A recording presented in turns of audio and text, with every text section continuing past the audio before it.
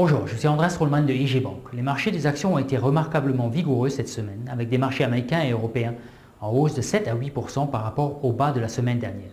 Cependant, il est difficile de croire que l'appétit pour le risque continuera sur la durée, étant donné des nombreuses incertitudes. En plus des soucis de la Chine et du pétrole, deux nouveaux problèmes contribuent au risque: le ralentissement éventuel de la croissance américaine et le resserrement global des conditions d'emprunt. Les conditions macroéconomiques américaines n'ont pas été catastrophiques, mais plus faibles que prévu.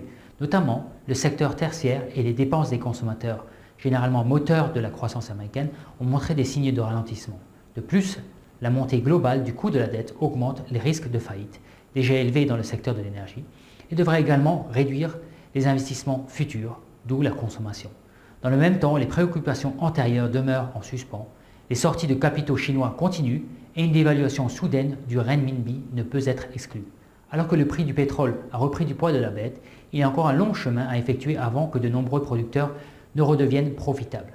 Les indices boursiers approchent des niveaux de résistance clés qu'il faudra garder à l'œil, le niveau de 1950 pour le SP500, 3000 pour l'Eurostoxx 50 ou encore 8000 pour le SMI.